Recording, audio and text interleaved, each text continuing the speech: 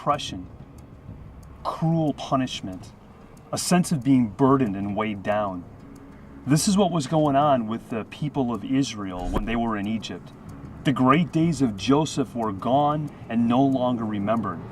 Now, the Egyptians only saw the Hebrews as a threat because there were so many of them. But this chapter of the story helps us to see the sovereignty of God. Through the people he would use, the ways he would act, and the manner in which he would show his care, he shows us clearly that he is in control of everything. As chapter 4 begins, we find baby Moses being miraculously saved from his death. Then, through a series of events, Moses leaves his privileged life in the land of Egypt and is forced to flee out into the desert where he will become a shepherd. Well, while he's out in the backside of the desert, Moses meets God, and God reveals a plan that Moses will be a part of. Surely the Lord God does nothing unless he reveals his secret counsel to his servants, the prophets.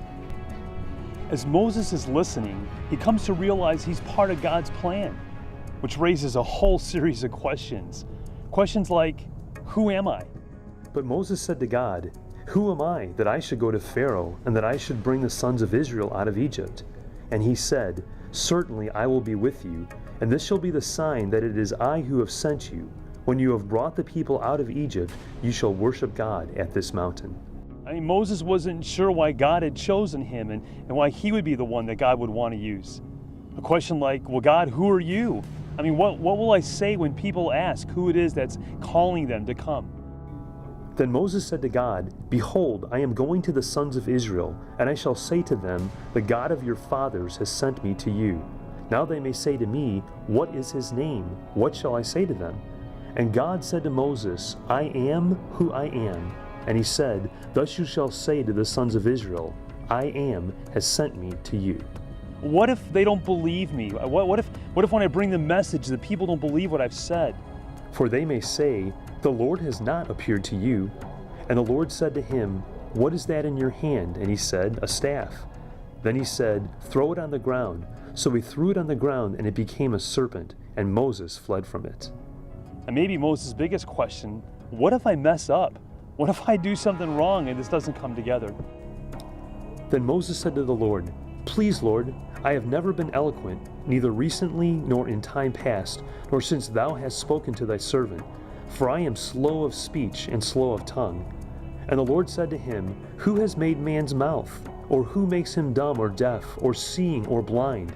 Is it not I, the Lord? Now then go, and I, even I, will be your mouth, and teach you what you are to say. Now, I'm not sure how much Moses understood all of God's plans, but what we realize is that God can use the unwilling, the unqualified. In fact, God can use anybody he chooses.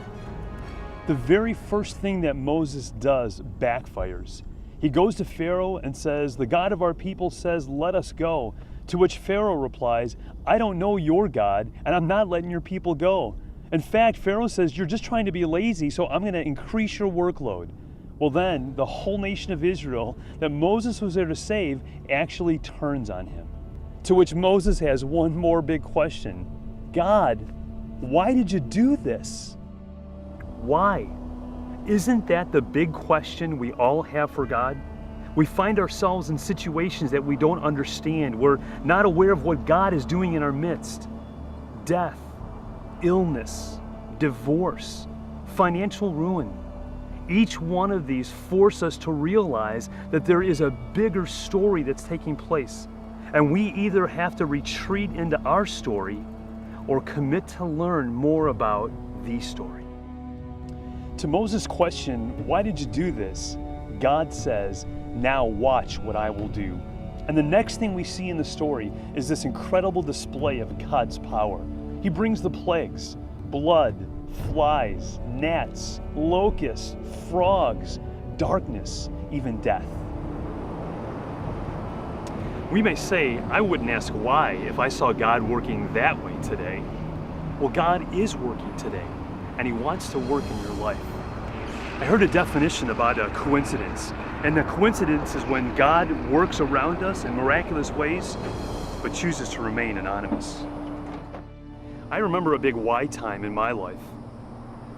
I became a follower of Christ when I was 17 years old as a freshman in college and began to pursue a relationship with him as best as I understood what that meant. I would graduate college and have a career in education, and then from there God called me into ministry. I had the privilege of serving as a pastor for 10 years when God brought that stage of life to an end. It was a big why. God, why are you doing this? Why is this happening? I've given my life to you to serve you, and yet things hadn't worked out. Well, that's when we left the Illinois area and came and moved to Florida. And during the first year here, I wasn't in ministry. It was a time of reflecting and reassessing and just kind of wondering what God was doing. The question why was asked a lot. A year later, God would show his faithfulness to me and restore me to ministry and give me the opportunity to become involved again. Now, my story is not about what great faith I had, but rather it's about what great faithfulness God has.